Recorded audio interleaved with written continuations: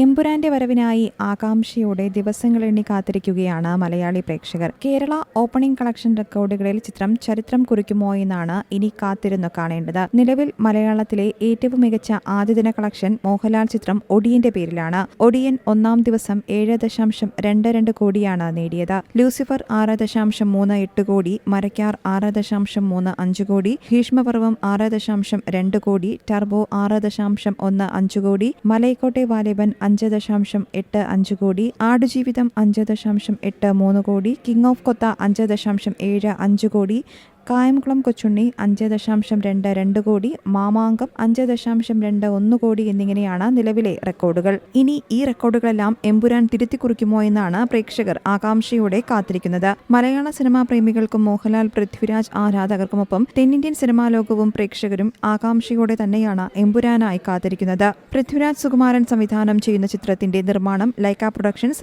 Aashirvad cinemas, Sree Gokulam movies എന്നിവർ ചേർന്നാണ്. Pan Indian റിലീസായി എത്തുന്ന ചിത്രത്തിന്റെ കർണാടകയിലെ ഡിസ്ട്രിബ്യൂഷൻ കന്നഡയിലെ വമ്പൻ സിനിമാ നിർമ്മാണ വിതരണ കമ്പനിയായ ഹൊംബാലെ ഫിലിംസ് ആണ് ഏറ്റെടുത്തിരിക്കുന്നത്. KGF സീരീസ്, കാന്താര, സലാർ തുടങ്ങിയ ബ്രഹ്മാണ്ഡ ചിത്രങ്ങൾ നിർമ്മിച്ച് പ്രശസ്തി നേടിയ ഹൊംബാലെ ഫിലിംസ് കർണാടകയിലുടനീളം വമ്പൻ റിലീസായാണ് എമ്പുരാൻ എത്തിക്കുക. മാർച്ച് 27 ഇന്ത്യൻ സമയം രാവിലെ 6 മണി മുതൽ ചിത്രത്തിന്റെ ആഗോള പ്രദർശനം ആരംഭിക്കും. News desk, Zee Malayalam news.